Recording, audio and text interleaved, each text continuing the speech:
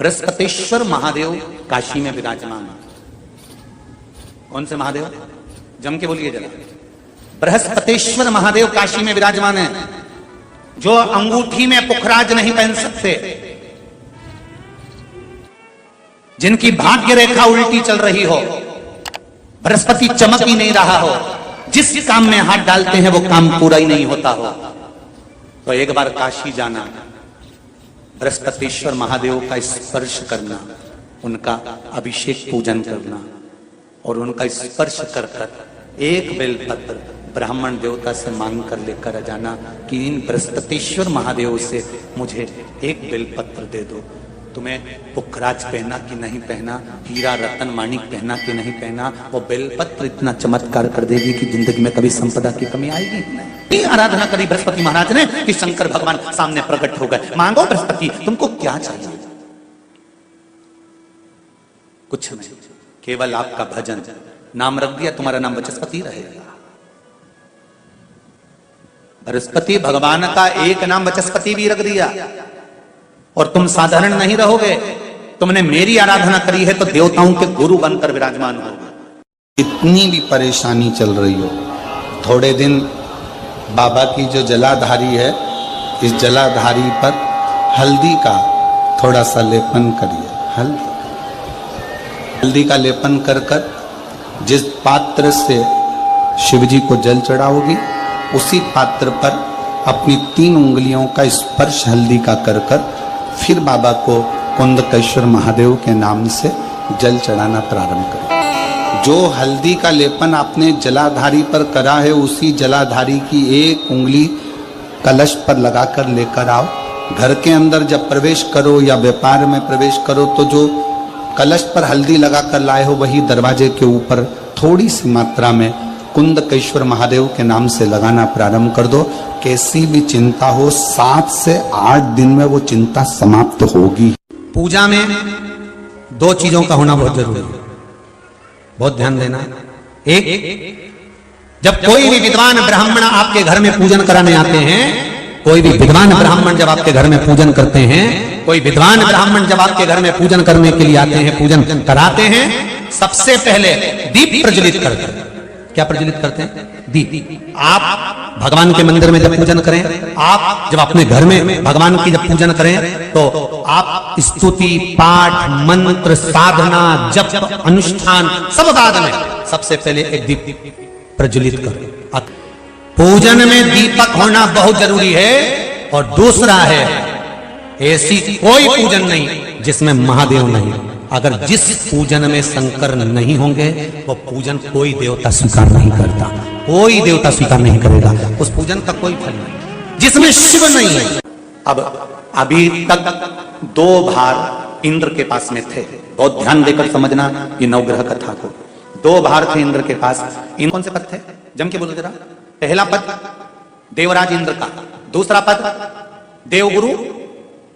देवगुरु का पद भी इंद्र के पास में था और देवराज का पद भी इंद्र के पास में था। ये 2 पद जब होता है, साधारण भाषा में आप ले लीजिए, किसी के पास में अध्यक्ष का पद भी है, किसी के पास में और कहीं का पद भी है, 2-3 पद उसके पास में विराजमान है, तो उसके पास में 2-3 पद अगर विराजमान है, तो फिर उससे अगर एक पद ले लिया जाता है तो उसको अहंकार आ जाता है, उसको गुस्सा आ जाता है कि बताओ अभी तक तो मुझे पूछा जा रहा था, अब तुम तो वो पद पे भी जान दो। जैसे तुम किसी कुर्सी पर बैठे हो, कथा सुन रहे हो, और इतने में कोई रिश्तेदार बाहेती जी का आ गया और तुम बढ़िया आराम से बैठे थे, और बैठे बैठे इतने में बाहेती परिवार से कोई आया और उसने तुमको उठाया, प्लीज थोड़ा सा, और तुम्हें उठाकर दूसरी जगह बिठा दिया, और उन्होंने अपने वाले को कुर्सी पर बिठा दिया। अब बोलो, जो उठा, जिसको उठाया जाता है, उसका भगोने जैसा मुंडा हुआ क्यों नहीं हुआ? अरे बोलो तो। अपन दूर कथा नहीं जाते, कथा अपने ऊपर लेके चलो कि अपन कैसे समझे इस कथा को। बहुत अगर गहन तत्व की कथा सुनेंगे तो समझ में आएगी नहीं। यहां से सुनी, यहां से निकाल दी, बच्ची कुछ ऊपर से निकल गई, और मालूम पड़े थोड़ी देर बाद माताएं कुर्सी पे बैठी। अब फिर तो अपन तो अपने पर लेकर चलो ना, कि जैसे कोई आप कुर्सी पर बैठ गए और इतने में इनके रिश्तेदार कोई आए और आने पर उन्होंने कहा दिया तुम यहाँ से उठो, दूसरी जगह जाके बैठो, इतने में तुमको बुरा लग गया, बुरा लगा, मुंह भगोने जैसा हो गया, गुस्सा आ गया। उसी तरह इंद्र के पास में 2 सत्ता थी, एक देवराज इंद्र थे और दूसरे गुरु का पद भी इंद्र के पास में था। देवताओं के गुरु बनकर इंद्र घूम रहे थे, पर अब उल्टा हो गया। शंकर भगवान ने बृहस्पति महाराज को देव गुरु बना दिया। अब जैसे देवगुरु बनाया तो इनका इंद्रदेव का मुंह अरे वो बोलो तो तुम, भगोड़े सा हो गया, कुर्सी उतरी कि मुंह भगोड़ा। तो गुस्सा तो गुस्सा। इतने में इंद्र ने, बृहस्पति महाराज देव गुरु बन गए, इंद्र सिंहासन पर बैठे थे, अप्सराओं का नृत्य देख रहे थे। वहीं से देव गुरु बृहस्पति का आगमन हुआ। बृहस्पति महाराज जैसे ही आए तो इंद्र तो सिंहासन पर बैठकर पूरा अप्सराओं का नृत्य देख रहे थे। उनको देव गुरु बृहस्पति से मतलब ही नहीं था। कोई स्थान नहीं, कोई सम्मान नहीं, कोई आदर नहीं, कोई आदर नहीं। जिसको घर के बड़े बुजुर्ग सम्मान देते हैं, घर के बच्चों का भी फर्ज है कि उसका सम्मान बच्चे करें। सही है कि गलत है? घर के बुजुर्ग उसको सम्मान दे रहे हैं ना, घर के बड़े उसका सम्मान कर रहे हैं ना, तो घर के बच्चे कहते हैं नहीं वो तो हमारे लिए गलत सोचता है, हमेशा हमारे लिए अपशब्द बोलता है, हमेशा आड़ा टेढ़ा बोलता है। तो घर के बुजुर्ग कहते हैं तुम्हें क्या करना है, जब हम सम्मान दे रहे हैं तो तुम भी दो, हम आदर कर रहे हैं तो तुम भी करो। बृहस्पति महाराज का सम्मान नहीं हुआ। बृहस्पति महाराज वहां से उठकर चले गए, बोले नहीं। जो समझदार होता है वो तुरंत कह देता है कोई बात नहीं, मैं चले जाता हूं। कोई मुख पर क्रोध नहीं, कोई चिड़चिड़ प्रवृत्ति नहीं, कोई अपशब्द नहीं। एक बात मैं आप सबको कहना चाहूंगा,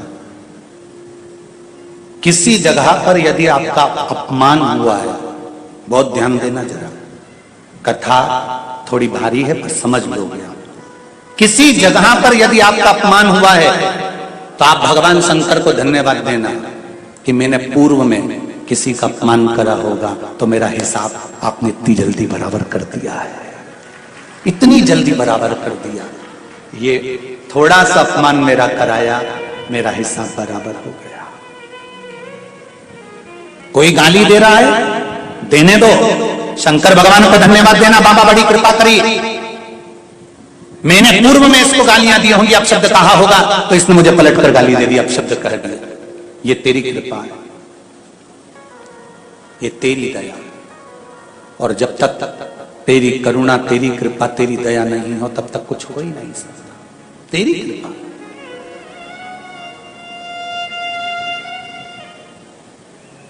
भगवान से कहो, हे देवादि देव महादेव, मैं ये नहीं कहता कि मुझे रोने मत देना, क्योंकि कर्म का भोग तो मुझे भोगना पड़ेगा। देवादिदेव महादेव से कहो, हे देवादिदेव महादेव, मैं ये नहीं कहता कि मुझे रोने मत देना, पर इतना जरूर कहता हूं तेरे सिवा किसी दूसरे के आगे झुकने मत देना, बस इतनी कृपा कर। तुमसे पूछे कि सत्यनारायण जी की कथा कहां से निकली है तो आप बता सकते हो स्कंद पुराण से निकली है। स्कंद पुराण में सत्यनारायण भगवान का चरित्र वर्णन किया गया।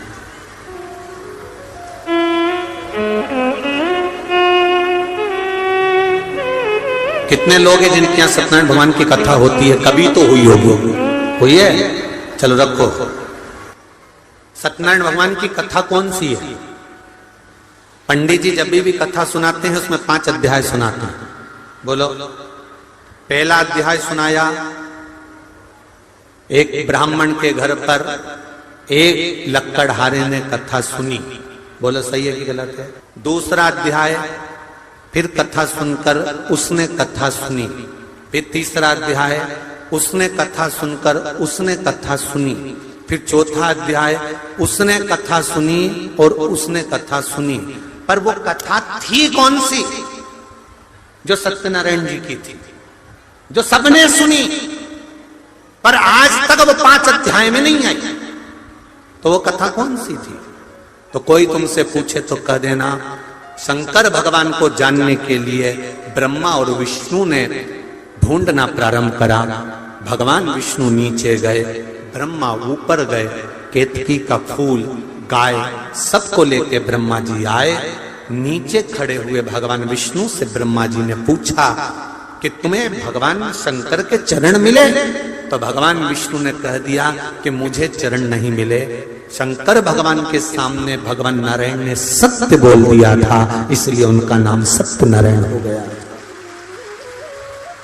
तब भगवान विष्णु ने जैसे ही सत्य बोला तो 33 कोटि देवताओं ने पुष्पों की वृष्टि करी, हाथ जोड़कर स्मरण करा, स्तुति करी। एक सुंदर कलश को सजाकर उस पर श्रीफल रखकर आम पत्र को लगाकर केल पत्र के साथ में भगवान विष्णु की आराधना करना प्रारंभ करी। और भगवान विष्णु की जब आराधना करी तो यही आराधना जब करना प्रारंभ करे तब उनको कदली फल मेवा का भोग लगाया, क्योंकि तुमने सत्य बोला है। सत्य बोलने वाले की पूजन संसार में होती रही है, इसलिए भगवान नारायण की उस दिन से पूजन प्रारंभ हो गई। अब कोई तुमसे पूछे कि सत्यनारायण जी की कथा कौन सी थी, तो तुम बता देना कि कथा ये थी, और वो 5 अध्याय तो कथा के क्रम के। आपने जितनी बार भी सत्यनारायण जी की कथा सुनी होगी उसमें बताया होगा उन्होंने कथा करवाई तो उन्होंने कथा करवाई तो उन्होंने कथा करवाई। वो कथा कौन सी थी? वो कथा ये। अब भगवान विष्णु ने ब्रह्मा जी से पूछा, आपको भगवान शंकर का सिर मिला? हाँ। आकाशवाणी हो गई शिवलिंग में से, ये ब्रह्मा झूठ बोल रहा है। दुनिया के सारे मंदिर में, दुनिया की सारी भूमि पर, दुनिया की सारी जगह पर जाकर झूठ बोलोगे चल जाएगा, पर शंकर भगवान के सामने झूठ बोलोगे तो जिंदगी नरक जैसी निकल जाएगी, पूरी जिंदगी। ये अदालत, ये पंचायत, ये पंच, ये तो सब बाद में बने। इससे पहले तो गांव के लोग निर्णय कराने के लिए शंकर जी के मंदिर लेके जाते थे। बोलो रे जितने बैठे हो पुराने, सबको मालूम होगा, जरा सा कोई काम बिगड़ा, चल शंकर जी के मंदिर में उठा गंगा जली और कह दे कि तूने ऐसा नहीं करा। ना पहले पंचायत होती थी, ना पहले अदालत होती थी, ना कोई निर्णायक मंडल होता था, केवल एक निर्णय होता था, शंकर जी के मंदिर में ले जाकर खड़ा कर देते थे और उठा गंगा जली और कह दे तूने ये नहीं करा। कारण क्या था? क्योंकि स्कंद पुराण, शिव पुराण, गर्ग संहिता, लिंग पुराण, नर्मदा पुराण, पद्म पुराण, सारी पुराण एक बात कहती है कि दुनिया में कहीं पर भी झूठ बोल लो, पर शंकर के द्वार पर झूठ मत बोलना। शिव के द्वार पर झूठ बोला तो जिंदगी नरक हो जाएगी। ब्रह्मा जी ने शंकर जी के सामने झूठ बोल दिया। और क्या झूठ बोला? कि मुझे शिव जी का सिर मिल गया। ब्रह्मा जी ने जैसे बोला तो शंकर भगवान ने कहा ब्रह्मा तुम झूठ बोल रहे हो। ब्रह्मा जी ने बात स्वीकार नहीं करी। ना मानो तो केतकी के फूल से पूछो। केतकी के फूल से शंकर भगवान के सामने भगवान विष्णु ने पूछा, बोल केतकी, क्या ब्रह्मा जी को सिर मिला है? शंकर भगवान का। केतकी के फूल ने कहा, ब्रह्मा जी ने तो सिर का दर्शन कब से कर लिया था। केतकी के फूल ने भी झूठ बोल दिया। शंकर भगवान की आकाशवाणी हुई, हे केतकी के फूल, हे केतकी के पुष्प, मैं तुझे श्राप देता हूं, सारे देवताओं पर तू चढ़ेगा पर शंकर भगवान पर कभी नहीं चढ़ेगा। अगर भूल से भी चढ़ गया तो 1000 गौ हत्या के बराबर दोष लग जाएगा। केतकी का फूल सारे देवताओं पर चढ़ता है पर भगवान देवाधिदेव महादेव पर कभी नहीं। उंगलियां खींचने के बाद दो उंगलियां खींचने के बाद एक उंगली का चंदन नीचे जब तीसरी उंगली से आता है तो हम नीचे, कितने भी नीचे अगर खड्डे में भी जा रहे हैं और कर्जे में भी जा रहे हैं, नीचे की उंगली अगर हमने बाद में लगाई है तो हमें ऊपर उन्नति की सीढ़ी पर महादेव चढ़ा ही देता है। ये निश्चितता है त्रिपुंड लगाने की, ये त्रिपुंड लगाने की निश्चितता है हमारी। शिव जी का एक नाम है निर्मलेश्वर महादेव। फिर से बोलो, निर्मलेश्वर महादेव। जब कोई हमको कष्ट देने का प्रयास करता है या हमको तकलीफ देता है या हमको दुख देता है या ऐसा लगता है कि कोई हमें तंग कर रहा है, बहुत दिनों से मेरा ये काम होना था, बहुत दिनों से ये फाइल पड़ी है, उस पर सिग्नेचर होना था, वो फाइल आगे नहीं बढ़ रही, उस फाइल को आगे बढ़ना था या काम होना था, पर कोई अड़चन मेरी जिंदगी में जरूर आ रही है, उस जगह पर निर्मलेश्वर महादेव का पूजन कार्य आता है। अब उसको करने के लिए अपने को कोई बहुत बड़ा मंडल नहीं बनाना है, हमें बहुत बड़ा कोई बहुत दिखावा नहीं करना है। केवल 5 वृक्ष की पत्ती को, कितने वृक्ष? बस 5 वृक्ष की पत्ती और एक श्वेत पुष्प, सफेद कलर का पुष्प, अशोक सुंदरी वाली जगह पर लगाकर चढ़ा देता है। बस निर्मलेश्वर महादेव का नाम लेकर जब चढ़ाया तो कार्य सफलता की ओर अग्रणी हो। वो निर्मलेश्वर महादेव प्रत्येक जीव के हृदय में निर्मलता प्रदान करना, प्रत्येक जीव के हृदय में एक सुख का अनुभव करवा देना, प्रत्येक जीव के भीतर एक भक्ति का आनंद प्रदान कर देना। कहीं अगर आपको भी लगता है कि मेरा ये काम होना था, मैंने ये लोन लेने के लिए, मैंने कर्जा चुकाने के लिए, मैंने ये मकान बनाने के लिए, मैंने ये कार्य करने, तो 5 दुर्बा, कितनी दुर्बा जम के बोलो जरा, 5 दुर्बा 1 बेलपत्र। कभी अगर मौका मिले जीवन में 5 दुर्बा 1 बेलपत्र, 1 अक्षत, 1 चावल का दाना, और तीनों पत्तियों पर लगा हुआ चंदन।